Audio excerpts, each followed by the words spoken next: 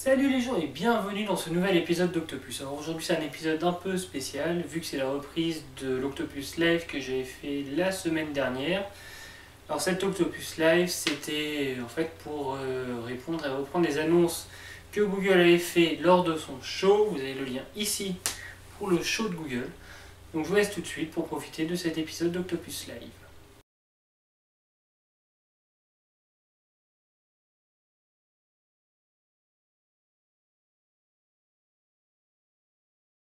Donc salut les gens, bonsoir. Alors aujourd'hui, ce soir c'est un épisode un peu spécial d'Octopus.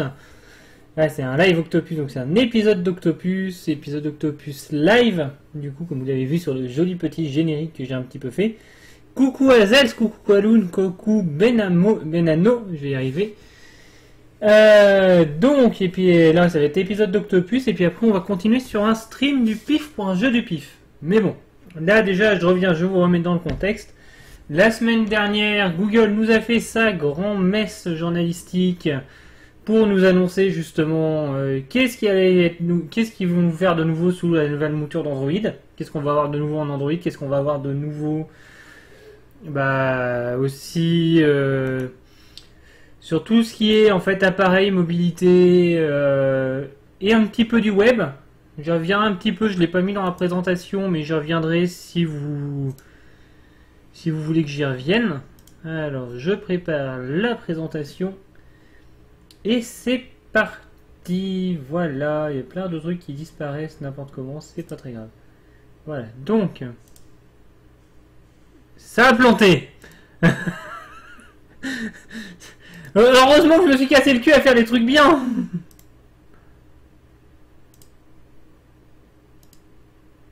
Voilà. Donc, alors Android 6.0 Marshmallow. Alors déjà, je vais commencer par les nouveautés sur l'API 23, du coup la nouvelle API d'Android. Alors déjà, on va voir... non, pas la Web Experience. Oh là là. Oh là, mais tu me fais n'importe quoi. Déjà, ils nous ont fait... Ils nous ont amené un système de permission des applications. Comme ce qu'il y a sur les CyanogenMod depuis la 10. C'est-à-dire qu'on peut restreindre les droits des applications à accéder à... Ouais, ça commence bien, ça commence tellement merveilleusement bien ce live.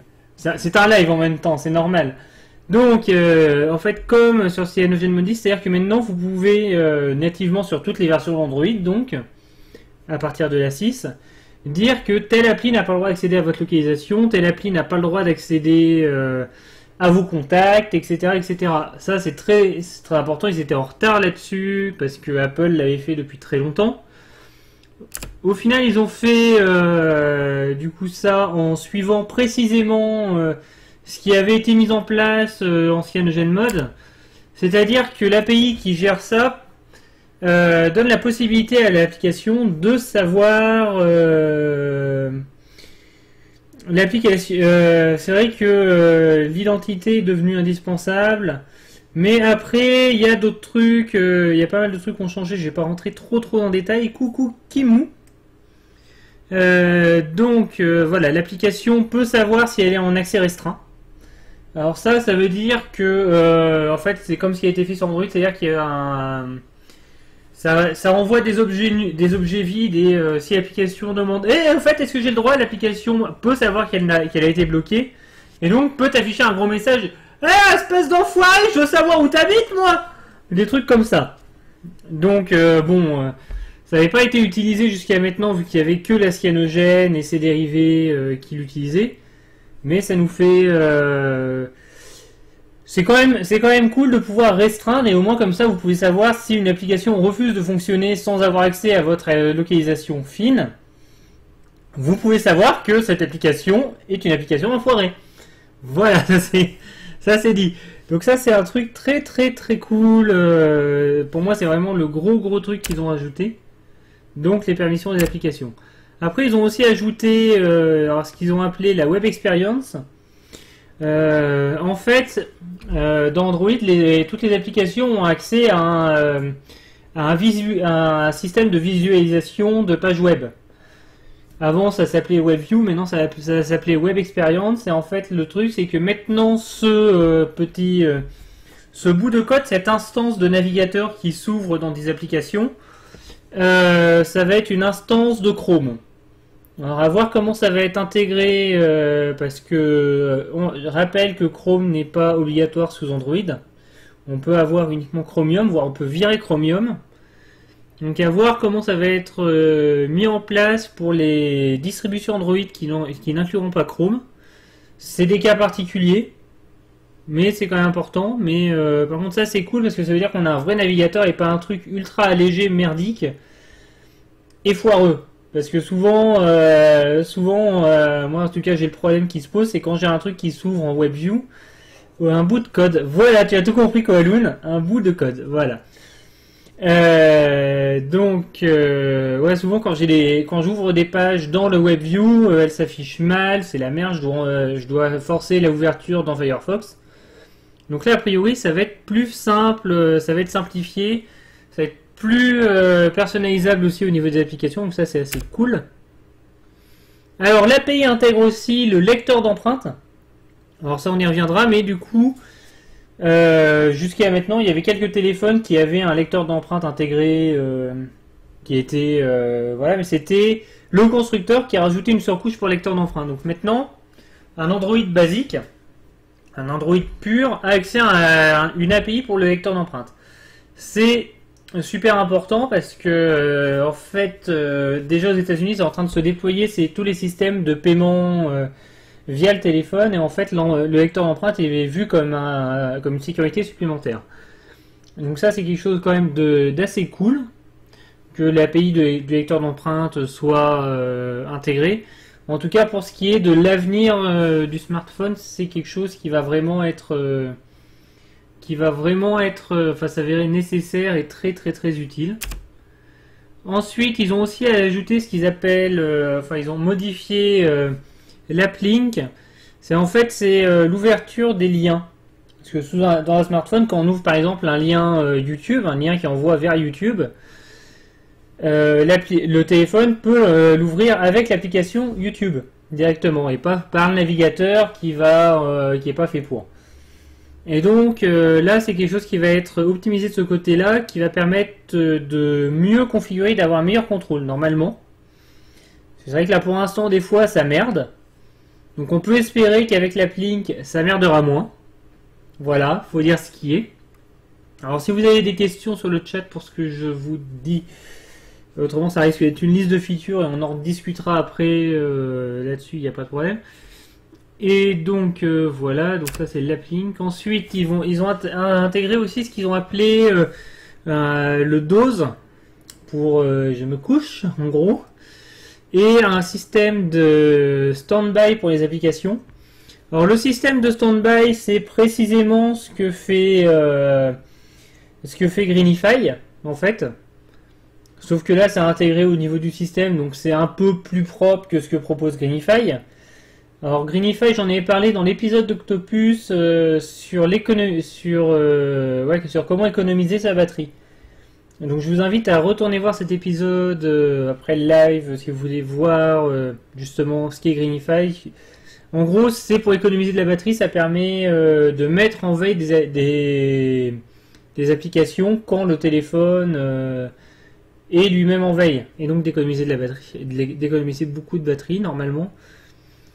Le dose, alors là par contre je suis plus réservé sur la capacité du dose à économiser de la batterie, pour une raison très bête, c'est que c'est un truc qui est basé sur le principe de vous avez votre téléphone, vous le posez sur une table, le téléphone détecte qu'il est posé sur une table, si l'écran est éteint, il considère qu'il peut se mettre en veille, qu'il peut ne rien foutre.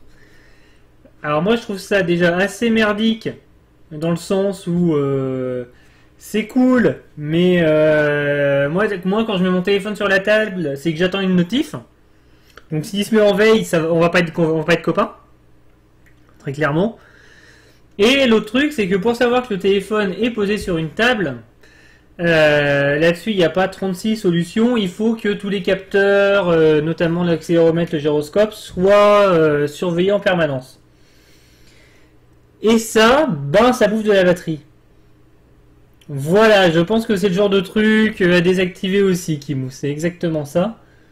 Je pense que le dose, j'ai des doutes. Je testerai quand j'aurai un téléphone sous Android 6. Je testerai. Mais j'ai de gros doutes, surtout j'ai souvenir de ce qu'ils avaient tenté de faire dans ce sens-là sous Android 5, sous Lollipop, et c'était franchement pas terrible. Ensuite, l'adoptable storage. Alors ça, c'est un truc qui est très bien pour les téléphones qui ont une carte SD. Ça concerne pas les autres on s'en fout. Mais en gros, c'est un système qui permet comment dire, d'intégrer la carte SD, la mémoire de la carte SD, à la mémoire interne du téléphone. C'est-à-dire que votre carte SD n'est plus considérée comme un espace de stockage externe. Si vous activez l'adoptable storage, en gros, ça veut dire ce que ça veut dire. Ça veut dire que vous adoptez la carte SD comme un disque dur constamment branché, en fait, comme une mémoire flash interne. Donc en gros, il va repartitionner la carte SD, la reformater pour l'activer. Par contre, ça permet pour les téléphones qui ont des cartes SD de ne plus avoir le problème de « Ah mon Dieu, cette putain d'appli de téléphone ne fait qu'un seul truc, c'est sauvegarder mes photos sur la mémoire interne qui est pleine alors que j'ai une carte SD de 16 Go à côté qui est vide !» C'est con à dire, mais c'est exactement ça, et ça permet de pallier à ce système. Après, il ne faut pas activer, par exemple, sur un disque dur externe que vous branchez sur votre téléphone, parce que maintenant vous pouvez brancher un disque dur externe sur votre téléphone. Depuis un bout de temps, depuis l'USB 3, en fait, ça permet de faire ça très facilement avec justement tous les téléphones on the go, etc. Avec tout le système USB on the go. Et donc l'Adoptable Storage, ça c'est c'est quelque chose qui peut être vraiment très pratique, notamment pour les téléphones Samsung qui n'ont toujours pas adopté le standard de ne pas mettre de carte SD. Après, ne pas mettre de carte SD, c'est un choix, ça fait des téléphones plus chers à l'achat, enfin plus chers à l'achat parce qu'il faut prévoir la mémoire suffisante, mais en même temps on n'a pas le problème de la carte SD. Oh, un bot. On revoit le bot. Si tu changes de carte SD, je pense qu'il doit y avoir un système de transfert ou de backup. Mais on va revenir au système de backup. C'est quelque chose dont j'en reparlerai. Ça, je te dirais qu'après, j'ai pas toutes les informations, mais grosso merdo, c'est pas prévu pour que tu changes ta carte SD. Ou alors, ça peut peut-être fonctionner comme anciennement les systèmes de Data2SD ou DAP2SD d'Android, Eclair et Froyo. C'est-à-dire que si la partition n'est pas connectée, les données qui étaient sur la carte SD ne sont plus accessibles, normal, mais tu perds pas les autres.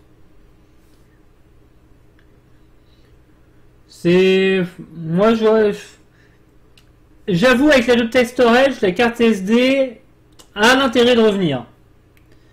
Avec ce système-là, la carte SD a réellement l'intérêt de revenir. Benano, là-dessus, je suis assez d'accord. Mais bon, après, doit y avoir des systèmes pour faire du transfert. Hein. Ça m'étonnerait qu'ils aient pas prévu. Ça m'étonnerait grandement qu'ils aient pas prévu, sachant que tous les trucs. Ah ouais, c'est. Mais même Gingerbread avait besoin d'App2SD.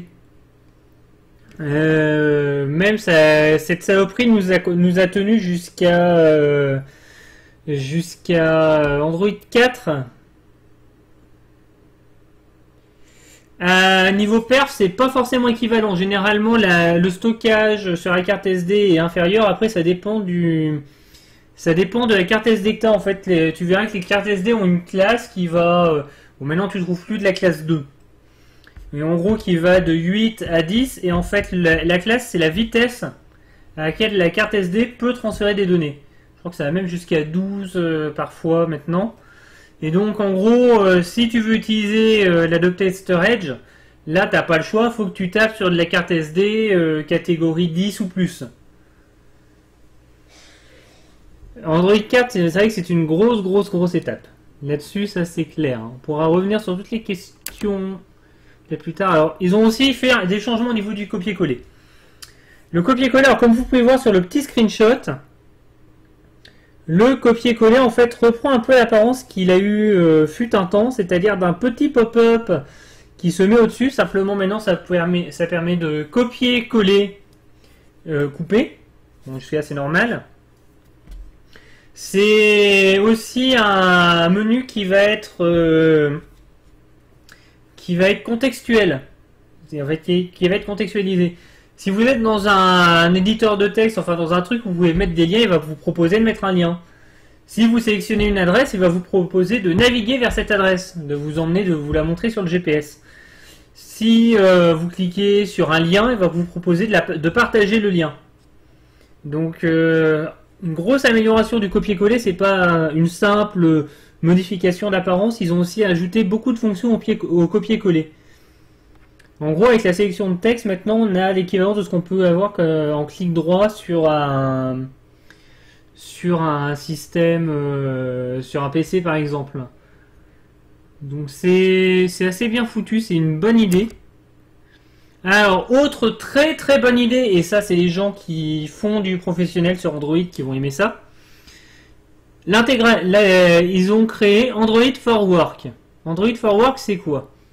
C'est un module, alors je ne sais pas exactement comment ça va s'installer, mais en gros c'est quelque chose qui vous permet d'avoir, alors depuis Android 4, Android gère le multi-utilisateur, le multi-compte. Donc voilà, donc depuis Android 4, Android permet d'avoir du multi-compte. Mais c'est un peu la même merde. Alors attends, je vais gérer un petit truc. Non, je vais même pas gérer. Donc, c'est un petit peu la même merde en fait. La façon dont c'est fait. Parce que c'est deux utilisateurs totalement distincts. Android 5 a le multi-compte. Mais là, c'est un autre type de multi-compte, c'est-à-dire que vous pouvez avoir deux comptes dans la même session Android. C'est-à-dire que typiquement, là, je prends un exemple qui a fait chier du monde. Si vous utilisez l'application Skype pour Android, que vous avez un compte pro et un compte perso, c'est quelque chose qui est tout à fait possible. À l'heure actuelle, vous ne pouvez pas avoir sur votre téléphone à la fois le compte pro et le compte perso de connecter sur Skype. C'est chiant. Alors techniquement, en ajoutant un peu, vous pouvez l'avoir avec des modifications, notamment des modifications grâce à... Il y a un module Xposed qui le permet. Mais voilà, vous ne pouvez pas l'avoir de façon native. Et en fait, Android for Work permet d'avoir ça en natif, c'est-à-dire permet d'avoir des applications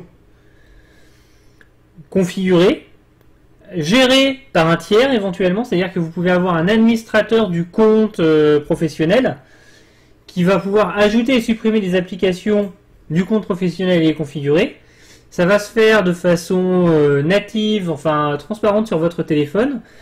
Et vous pouvez avoir deux sessions de ces applications qui fonctionnent en même temps. Vous pouvez avoir votre compte Skype perso qui fonctionne et à côté le compte Skype professionnel qui va tourner d'ailleurs sur une autre instance de l'application Skype.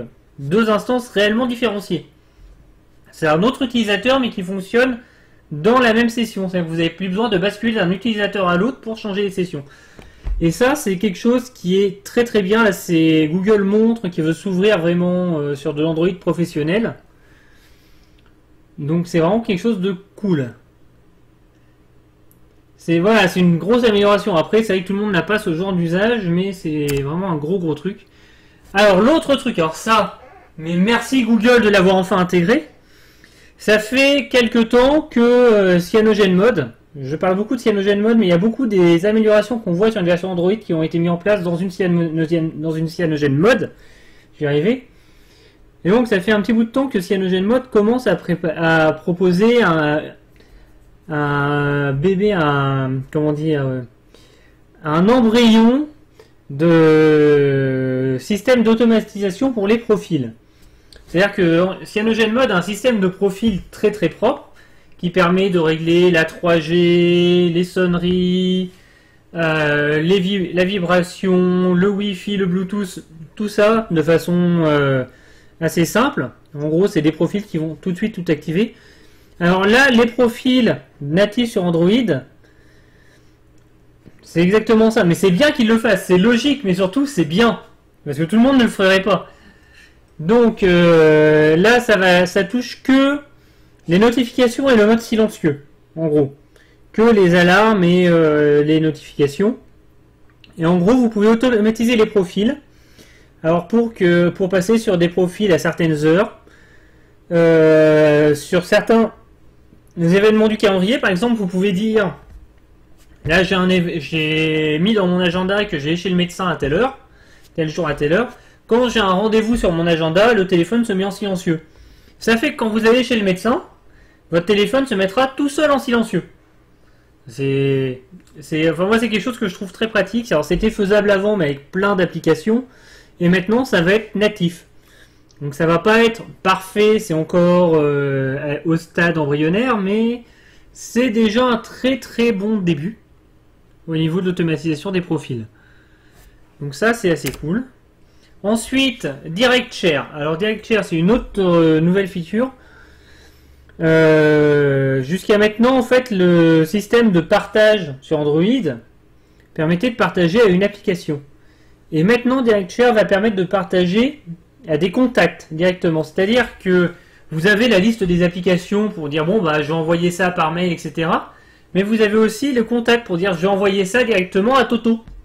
Je vais envoyer ça, j'ai une photo de chat, je vais envoyer à mon cousin. Je clique dessus et il va me proposer mes contacts. Et si je suis souvent envoyé des photos à mon cousin, il va me proposer le cousin.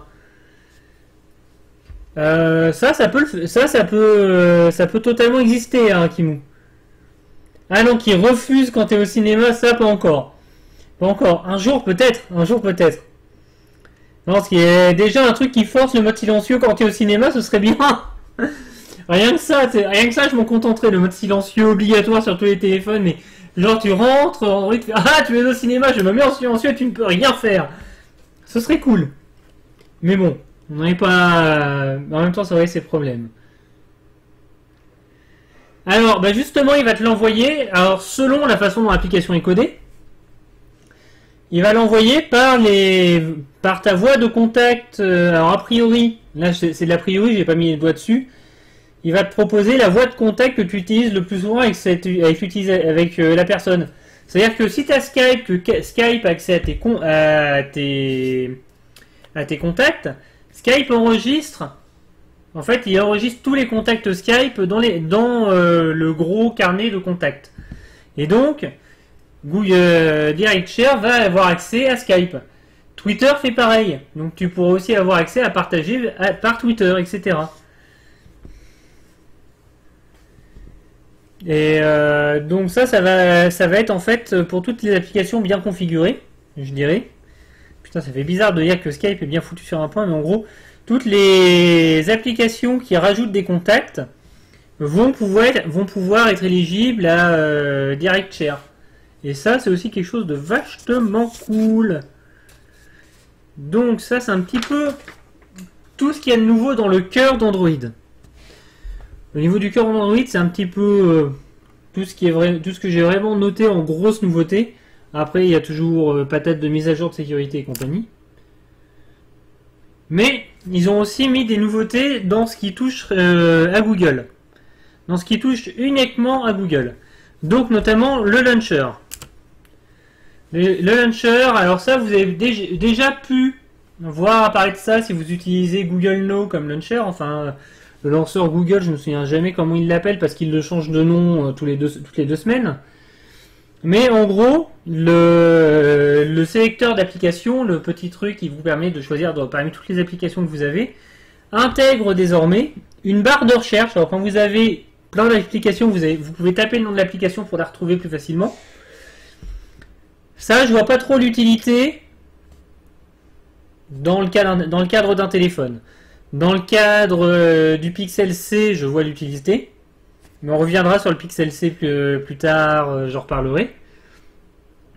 Mais surtout, la première ligne, la première ligne ne correspond pas au classement par ordre alphabétique, mais va correspondre à... En fait, maintenant, ça correspond aux applications que vous utilisez le plus souvent. En gros, moi par exemple, en ce moment, je joue pas mal à Barbarian. Et donc, tout en haut, j'ai Barbarian avec Twitter, avec Skype.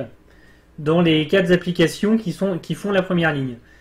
Donc ça, c'est quelque chose d'intelligent, de très très bien pensé, pour permettre de retrouver les applications beaucoup plus facilement. Donc ça, c'est encore un autre bon point. C'est un des bons points des nouveautés sur le launcher. Autre nouveauté. Alors avant, quand vous aviez un raccourci sur votre bureau, très sympa, Barbarian. Oui, j'aime bien. Je l'aime bien. Je l'ai mis sur mon téléphone parce que comme ça, j'y joue comme ça. Ça me fait un petit jeu snacking. C'est très très cool. Donc, avant, jusqu'à maintenant, quand vous faisiez un drag and drop d'un raccourci sur le bureau, vous pouviez juste virer le raccourci. Et pour désinstaller l'application, il fallait soit aller dans paramètres, applications, désinstaller, soit dans le Play Store, choisir l'application, désinstaller, soit prendre l'application du menu d'application pour faire glisser, désinstaller.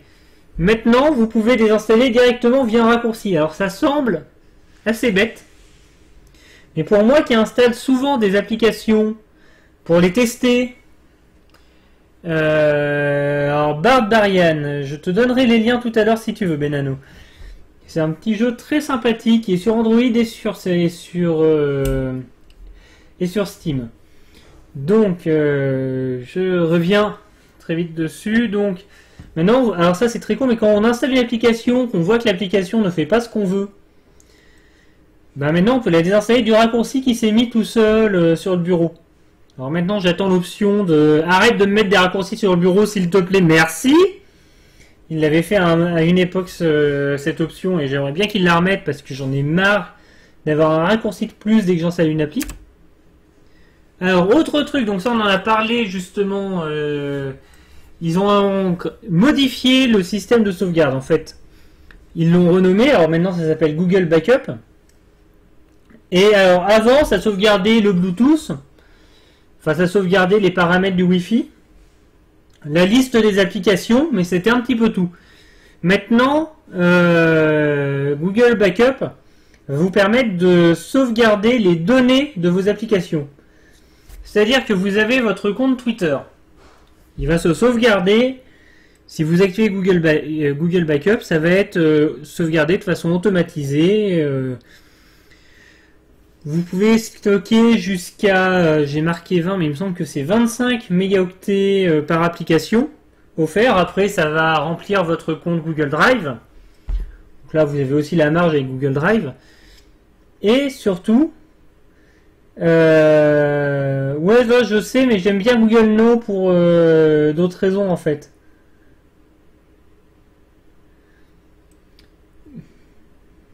Moi j'ai fait, enfin c'est aussi un choix pour lequel je reste à Google No et généralement je modifie les trucs.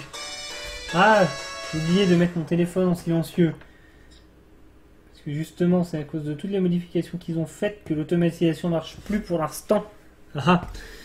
Donc, et surtout maintenant quand vous allez réinitialiser votre téléphone, que vous allez réinstaller, votre téléphone va pouvoir récupérer la liste des applications qui étaient installées préalablement. Donc quand vous changez de téléphone, ça va aussi le faire. C'est-à-dire que vous allez récupérer la liste des applications qui étaient installées avant, et il va réinstaller ces applications, et il va aussi télécharger vos données. C'est-à-dire que quand votre téléphone va réinstaller tout seul Twitter parce que vous avez changé de téléphone, il va reconfigurer votre compte Twitter tout seul comme un grand. À peu près.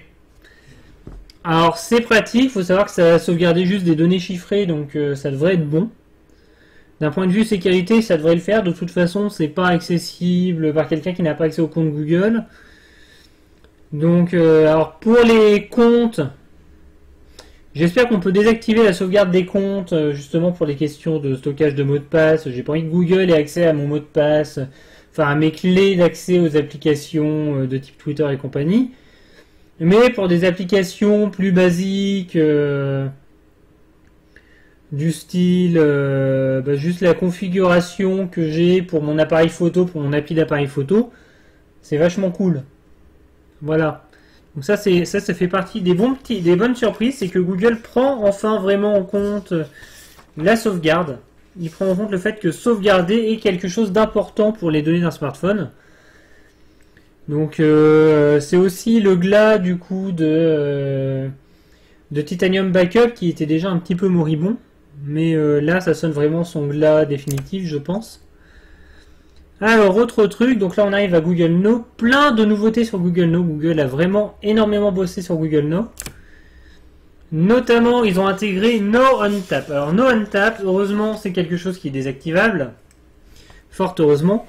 No on Tap, en fait, maintenant, quand vous appuyez longtemps sur le bouton Home, vous allez accéder à Google Now, comme avant, sauf que ça va être contextualisé en fonction de ce qui est affiché à l'écran. Alors, pour ça, vous pouvez permettre ou pas à l'application d'envoyer un screenshot à Google pour faire la recherche.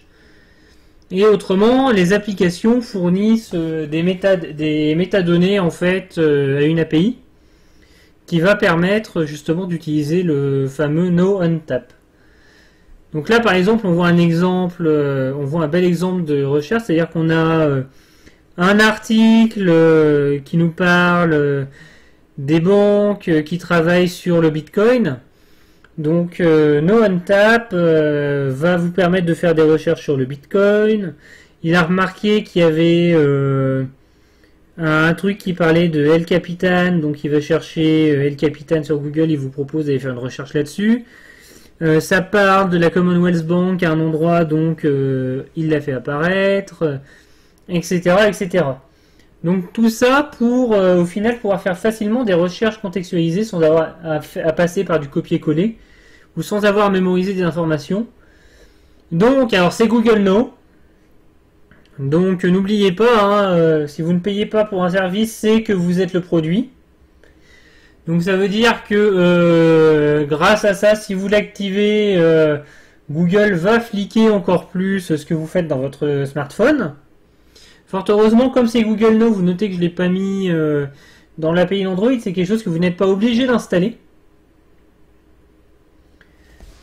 Donc ça c'est assez cool, mais du coup, pour les personnes qui veulent utiliser ça, qui font le choix de se dire, bon bah c'est pas très grave comme information, je peux me permettre de laisser passer ces informations, vous avez accès à quand même un système de recherche qui a l'air quand même assez balèze. Sachant qu'il fait aussi de la recherche d'images, etc. Donc comme je vous ai dit, l'API qui gère ça est désactivable. Ça c'est vraiment très très important que ce soit désactivable, c'est vraiment quelque chose de super important. Ensuite, ça c'est quelque chose qu'on attendait depuis longtemps. Les commandes vocales pour les applis tierces. C'est-à-dire que maintenant, un développeur a accès à une API pour rajouter des commandes vocales. C'est-à-dire, par exemple, supposons, j'ai mon appli Pokédex sur mon téléphone, je cherche un Pokémon, au lieu de lancer le Pokédex et de dire je veux tel Pokémon, je pourrais dire éventuellement, si le Pokédex que j'ai code les commandes vocales, donne-moi le Pokédex de Pikachu! Et il me donne la page Pokédex de Pikachu tout seul. Et ce qu'il ne peut pas faire autrement, en fait. Donc il y a vraiment une discussion qui est possible maintenant entre Google Now et les autres applications codées par n'importe qui.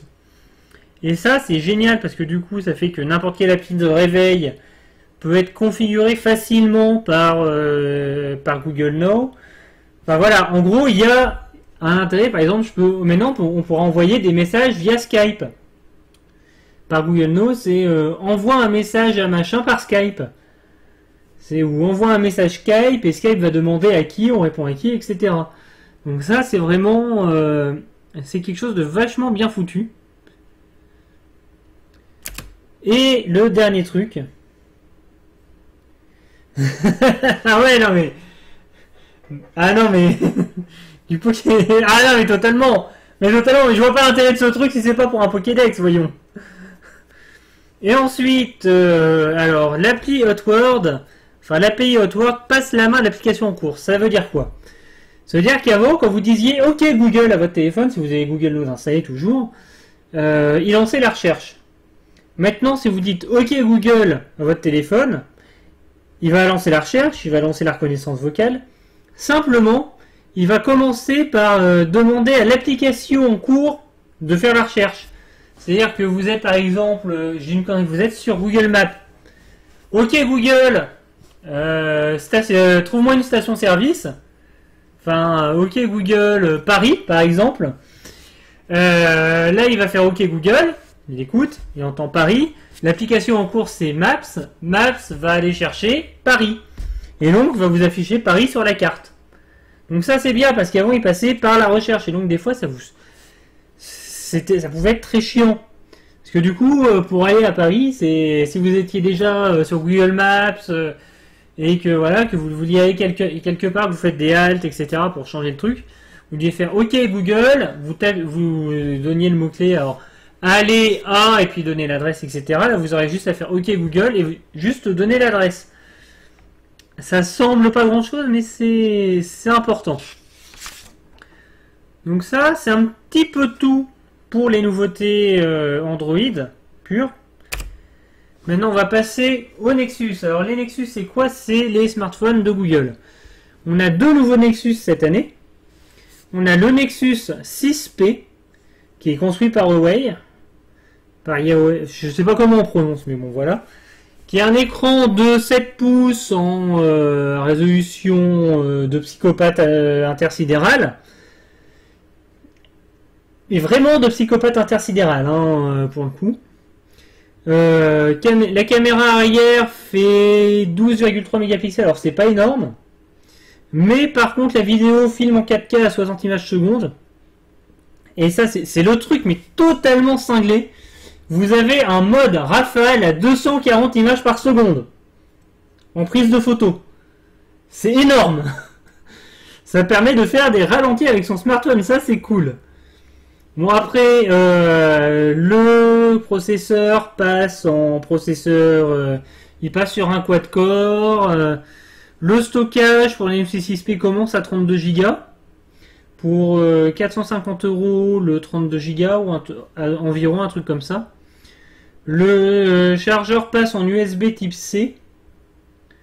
Donc les nouvelles prises USB. Celles où on peut pas se tromper de sens, mais celles qui font aussi le on the go natif. Donc c'est très très pratique. Voilà, mais maintenant il y a du 28 mégapixels sur beaucoup de téléphones. Alors, bien sûr, il y a d'autres petits trucs. Il y a le lecteur d'empreintes digitales. C'est largement suffisant, là-dessus on est d'accord. Alors, je suis pas expert en capteur, donc j'ai pas noté les spécifications du capteur, parce que pour moi, de toute façon, si tu veux faire une belle photo, tu prends un vrai appareil photo. Donc c'est largement suffisant pour faire de la photo smartphone. Mais il semblerait que ce soit quand même un très très bon capteur dans le haut du panier des capteurs de téléphone. Donc le lecteur d'empreintes digitales qui est à l'arrière du téléphone. Contrairement à ce qu'avait fait Samsung en mettant le lecteur d'empreintes digitales. Je vous montrerai le S5 et après je vous montrerai le lecteur d'empreintes digitales. C'était horrible. Enfin, je vais vous le montrer maintenant même le lecteur d'empreintes digitales. Parce que voilà, c'est n'importe quoi. Non, je peux pas vous le montrer maintenant sinon ça va me foutre la merde. Voilà, c'est un peu... Ça, je suis assez d'accord. Hein. La guerre du mégapixel sur le smartphone, c'est un peu stupide. 12 mégapixels, c'est largement suffisant. Donc, qu'est-ce que je disais? Donc oui, le lecteur d'empreintes digitales est à l'arrière du téléphone et il permet de réveiller le téléphone sans avoir à toucher l'écran ou un bouton. C'est-à-dire que vous mettez votre doigt sur le lecteur d'empreintes digitales quand votre téléphone est éteint et ça le déverrouille. Et ça, c'est bien. La batterie, donc, ouais, c'est une grosse batterie. Je vais vérifier un petit truc. La batterie du S5, par exemple, c'était une... C'est pas marqué sur ce côté-là et j'ai pas envie d'éteindre mon téléphone. Mais ouais, c'est au niveau de la batterie du S5. Donc, c'est une grosse batterie. Qui a potentiellement, maintenant qu'on arrive aussi à des puces 4G de nouvelle génération, c'est aussi une batterie qui a la possibilité de d'être vidée moins vite en 4G. Parce que le gros problème des téléphones 4G à l'heure actuelle, c'est la vitesse à laquelle la 4G se vide. À laquelle la 4G vide la batterie. Et donc, ça doit pouvoir tenir une bonne journée, je dirais pas intensive. Je dirais pas intensive. Mais une journée moyenne. Voilà, de quoi tenir une journée moyenne. Après, le gros point aussi, c'est la recharge rapide. Alors, Google nous promet une recharge rapide en 10 minutes pour 7 heures d'autonomie. J'ai des doutes. Honnêtement, j'ai des doutes. Mais si c'est 10 minutes pour 7 heures d'autonomie, c'est quand même cool. À savoir qu'il faut recharger, pour obtenir ça, il faut recharger en USB type C. Donc, qui permet d'avoir une meilleure puissance. Alors, il y a aussi 2 haut-parleurs à l'avant. Ce qui est aussi assez intéressant pour rien que regarder une vidéo sur son canapé ou dans son lit. Pour regarder une vidéo sur son canapé ou dans son lit, avoir un bon son. C'est 2 haut-parleurs qui sont différenciés. Ça, c'est un bon point. Et 3 micros de à l'avant à l'arrière. Alors bon, là, je pense que c'est pour mieux capter les commandes vocales. La seule explication que je vois, c'est capter les commandes vocales. Ah, mais perso, moi j'ai aussi une grosse batterie d'appoint dans mon sac à dos. Hein. La batterie d'appoint, de toute façon, on n'y coupera pas. Donc maintenant, le Nexus 5X. Non, parfait, tu ne rentres pas dans le placard. Le Nexus 5X, alors construit par LG. Ça, c'est le truc qui me fait un peu tiquer parce que j'ai eu 2 téléphones LG dans ma vie. Les 2, j'ai eu des emmerdes avec. Alors, il paraît qu'LG, c'est pas une mauvaise marque, mais j'ai une mauvaise a priori sur LG. Oups, parfait. Oh, non mais oh. Donc, construit par LG, j'ai des a priori. En gros, c'est vraiment une mise à jour du Nexus 5. Donc du coup il est plus petit. Donc ça veut aussi dire que ce Nexus 5X, si vous faites du développement Android, c'est ces caractéristiques que vous devez avoir en tête. Parce qu'un Nexus, plus qu'un téléphone, c'est aussi les recommandations Google pour qu'Android fonctionne bien. C'est ça qu'il faut voir. Donc, construit par LG, du 5,2 pouces en Full HD, donc ça c'est bien. Après, je trouve qu'avoir du Full HD... Je trouve qu'avoir du Full HD sur un écran de la taille d'un smartphone, c'est pas forcément nécessaire. Mais je sais pourquoi c'est nécessaire et on en reparlera. Je sais pourquoi les écrans sont en Full HD. Donc la caméra arrière, bon, c'est à peu près la même, sauf que le mode rafale est que à 120 images par seconde. J'ai vu des rumeurs sur internet qui parlent de modifications de firmware qui permettraient de débloquer le 240 images par seconde. Bon, après 120 images par seconde, c'est déjà bien. Donc là, en gros, on peut se dire qu'à l'heure actuelle, pour Android 6, la norme basse pour que le téléphone fonctionne correctement, c'est du 6 cœurs avec 2 Go de RAM et 16 Go de stockage. Donc ça veut dire que si vous prenez un téléphone sous Android 6 en dessous de ces spécifications-là, vous risquez d'en chier en termes de performance. Vous risquez d'avoir un truc qui rame. Pour l'écran, on s'en fout un petit peu. Hein. L'écran, c'est un choix. Moi, je pense que plutôt que proposer un 5 pouces 2 et un 5 pouces 7, il ferait mieux de proposer carrément un 6 pouces, voire un 6 pouces 2 et un téléphone qui reviendrait à 3 pouces et demi, 4 pouces. Beaucoup moins cher, mais justement pour les personnes qui veulent du bas de gamme, parce que c'est important.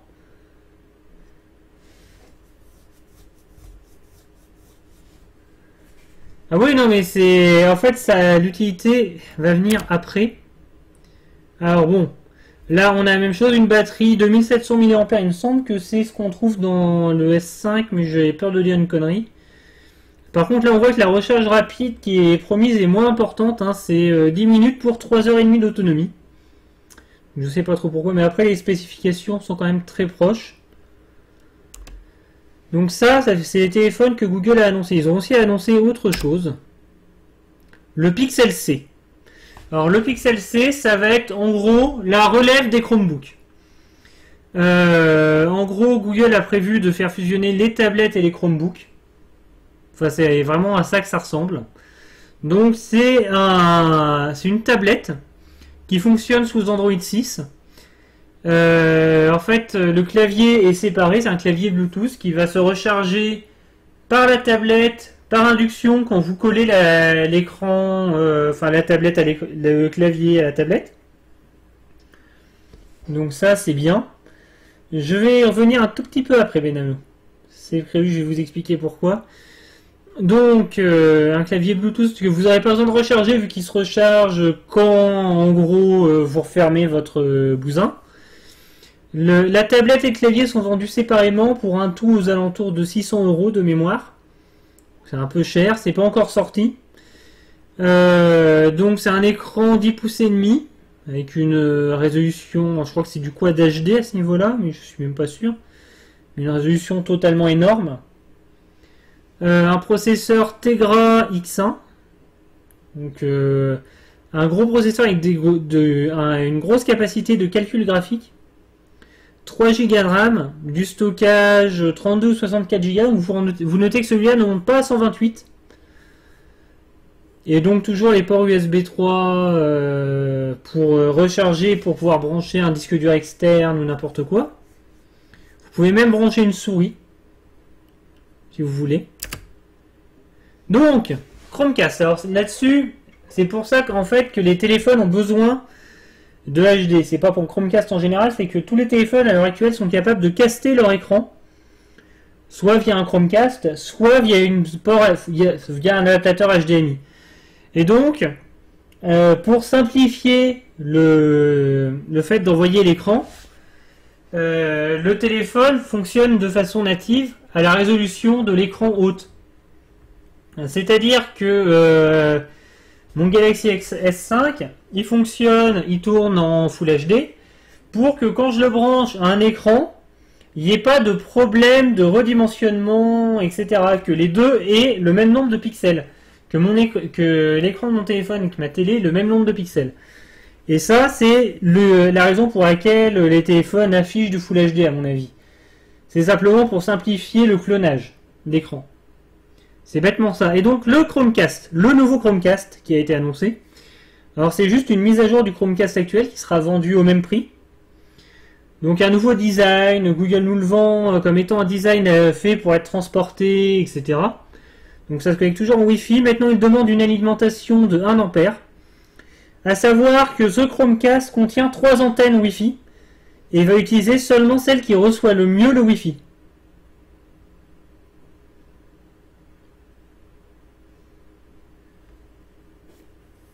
Alors, non, j'avais pas vu que le nouveau Chromecast avait un socle plus puissant. J'avais pas vu, je me demandais pourquoi, mais ça m'étonne pas au final. Donc voilà, enfin, c'est une bonne mise à jour.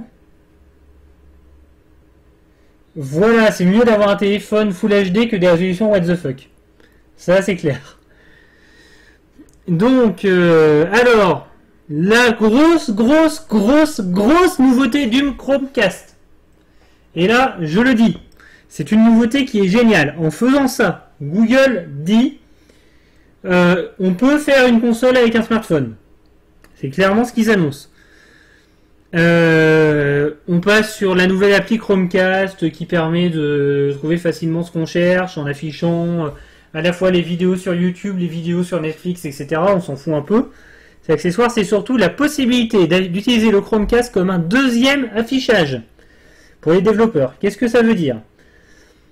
Ça veut dire que vous pouvez utiliser, grâce au nouveau Chromecast et à la nouvelle API de Chromecast, un développeur peut parfaitement dire que votre téléphone, dans un jeu de bagnole, c'est l'exemple que Google avait pris dans sa démo, dans un jeu de bagnole, vous pouvez dire que le téléphone c'est le volant, avec les boutons sur l'écran pour accélérer, freiner, mettre les clignotants, éventuellement passer les vitesses, et que quand vous tournez votre téléphone, ça sert à tourner le volant.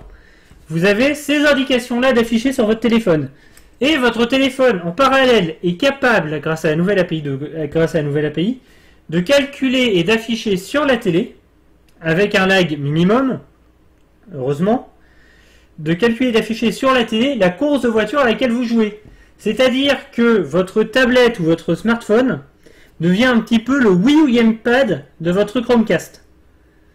Avec la possibilité d'être en multi sur le même Chromecast.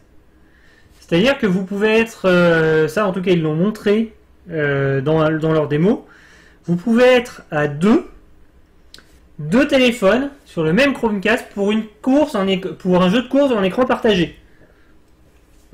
Donc ça, si c'est pas un gros signe de Google qui veut faire du smartphone une vraie plateforme de jeu, ça y ressemble vraiment, quoi. Ça, c'est vraiment quelque chose qui me semble énorme. Il y a pas longtemps, j'ai entendu parler de la rumeur, je suis pas trop les nouveautés consoles, mais de la rumeur comme quoi Nintendo lancerait une nouvelle console qui serait au final juste une sorte de tablette, etc. Si, je dis bien si, Nintendo continue dans sa lancée, c'est-à-dire de se fermer au monde, il risque de se faire détrôner par Chromecast par rapport à cette console. Parce que là, un Chromecast est 25 €, un smartphone, c'est le prix d'une console. Et ça, c'est vraiment cool. Ça, c'est vraiment quelque chose de potentiellement super cool. Après, le problème, c'est que vous n'allez pas jouer à des jeux de 10 heures sur votre Chromecast. Parce que un smartphone, ça suce. Un smartphone allumé, l'écran, c'est ce qui consomme le plus sur le smartphone. Donc, mais vous allez pouvoir jouer quand même facilement 1 heure, 2 heures tranquillement. Et après, il faudra soit brancher votre smartphone, soit arrêter de jouer. Mais voilà. C'est quelque chose de quand même potentiellement vachement cool. Et la dernière nouveauté du Chromecast, c'est le préchargement des playlists. C'est-à-dire par exemple sur Netflix, quand vous regardez une série, Netflix va maintenant être capable de précharger. C'est-à-dire que pendant que vous regardez un épisode, Netflix va pouvoir charger le buffer de l'épisode suivant dans le Chromecast. Ce qui fait que vous regardez votre épisode et l'épisode est fini, vous passez tout de suite au suivant sans avoir les 10-15 secondes de chargement. Alors il y a un peu de latence, mais à mon avis, s'ils ont fait ça, ils ont réfléchi à la latence. Donc honnêtement, Kimou, je dis j'opterai pour attester. Attester, mais ils ont moyen de faire un truc comme ça sans latence. Ou en tout cas de contrebalancer la latence. Il y a totalement moyen, même en Wi-Fi, si tu as une connexion Wi-Fi pas trop dégueu entre ton Chromecast et ton téléphone, il doit y avoir moyen d'avoir une connexion directe justement avec le nouveau Chromecast. Donc ouais, ça doit pouvoir le faire sans trop de latence. À tester, hein, quand j'aurai accès au nouveau Chromecast, je me ferai un plaisir de vous faire un test de tout ça dans un épisode d'Octopus. Là-dessus, pas de problème. Alors, ensuite, qu'est-ce qu'on a d'autre? On arrive au dernier point, au dernier truc que Google a annoncé de vachement cool. Chromecast Audio. Google vend un nouveau Chromecast, même prix que le Chromecast, fait uniquement pour l'audio, avec les connectiques compatibles jack, RCA et optique. Ça veut dire que alors moi par exemple au rez-de-chaussée on a une barre de son pour la télé. Un truc c'est pour avoir un joli son etc. qui a 2 entrées optiques. Éventuellement je peux mettre un Chromecast audio sur l'entrée sur la deuxième entrée optique pour écouter la musique de mon téléphone sans avoir à allumer ma télé pour diffuser via le Chromecast. Donc ça c'est aussi vachement cool. Ça c'est alors il y a la possibilité aussi d'envoyer le son sur plusieurs Chromecast un peu partout dans la maison. C'est-à-dire que vous écoutez votre musique, vous changez d'une pièce à l'autre, etc. Vous pouvez mettre la même musique dans toutes les pièces de votre maison. Ça c'est cool. Enfin si vous avez autant de Chromecast quoi. Le mode invité, et ça c'est aussi un truc qui est super cool, c'est vous faites une soirée entre potes, vous écoutez de la musique. Là, ce qui se passe actuellement quand vous faites ça, c'est généralement les gens se relaient sur le PC qui sert pour la musique, se relaient et mettent chacun leur musique. Avec le Chromecast audio, vous avez un mode invité, c'est-à-dire que vous n'avez pas besoin de donner vos codes Wi-Fi à vos invités pour qu'eux puissent accéder au Chromecast et faire ouais, moi je vais mettre ça comme musique, regarde, moi après je vais mettre ça et puis moi après je vais mettre ça. Donc niveau convivialité de la musique, je trouve ça assez cool. Je trouve que c'est quelque chose qui a du potentiel. Deezer avait travaillé là-dessus, notamment sur sur son appli Chromecast, Et là, ça va être intégré vraiment au Chromecast a priori, donc ça peut être vachement cool. Alors, enfin du coup, le nouvel Android c'est Marshmallow. Donc, je vais rester un petit peu répondre aux questions que vous pourriez avoir. On va se garder, quelques minutes pour répondre aux questions. Alors, je vais reprendre des questions qu'il y avait sur Twitter. Donc, question de Benano. Alors, arrivée d'Android 6 aussi rapide et bit du 5, erreur.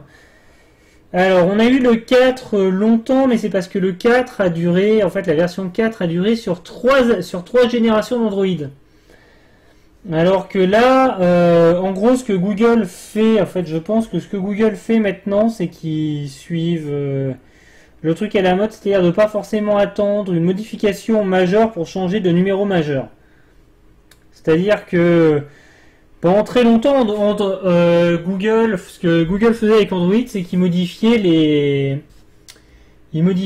mineurs, en fait, les numéros de version mineure. C'est-à-dire qu'on est passé de Android,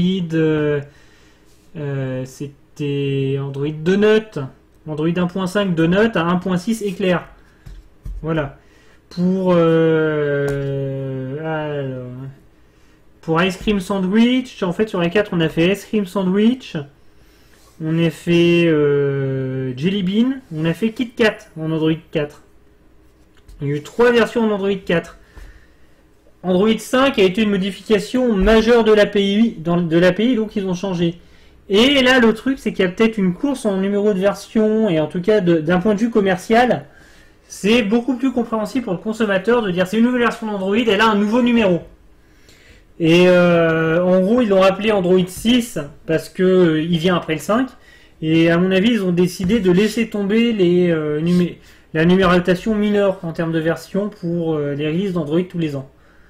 C'est exactement pareil que ce que fait, il me semble, Apple au niveau des iPhones, c'est-à-dire qu'ils changent aussi régulièrement les numéros de système d'exploitation. C'est ce que fait, il me semble que c'est même tous les 6 mois Ubuntu. Enfin, voilà, c'est-à-dire on change de numéro majeur même s'il n'y a pas de grosses modifications pour avoir un impact commercial. C'est juste ça. À mon avis, c'est juste ça. C'est pas un bit d'Android. C'est clairement pas un bit. Pourquoi est-ce que j'ai pas de chat ?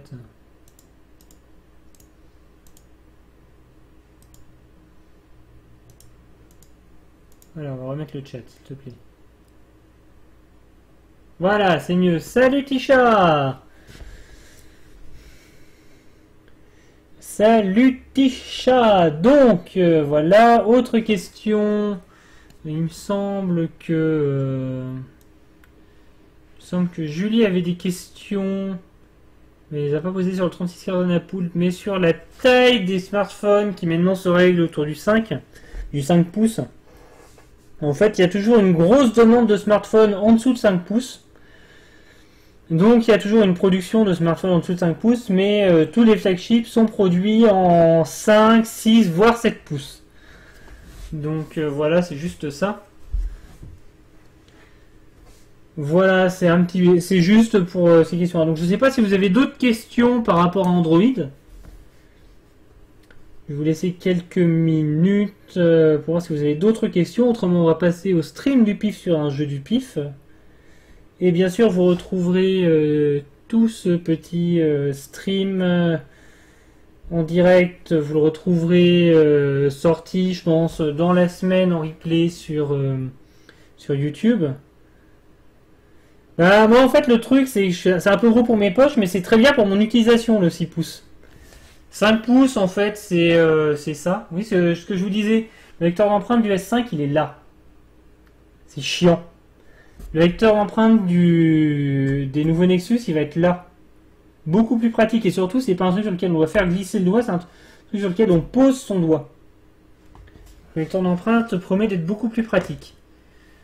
Donc, voilà. Je pense que c'est un peu tout, autrement, ce que je pouvais vous dire. Et voilà, c'était tout. J'espère que cet épisode vous a plu. Si c'est le cas, n'hésitez pas à cliquer sur un petit pouce vers le haut pour dire que vous avez apprécié la vidéo. Laissez vos commentaires, éventuellement d'autres questions auxquelles je n'aurais pas répondu dans les commentaires. Vous pouvez bien sûr me suivre sur Twitter pour avoir les nouveautés, tout ce qui va arriver sur la chaîne, que ce soit avec les lives sur Hitbox et sur Twitch ou en général. Et bien entendu, vous pouvez me soutenir sur Tipeee. Un gros merci à tous les tipeurs. Et puis à bientôt pour un prochain épisode d'Octopus.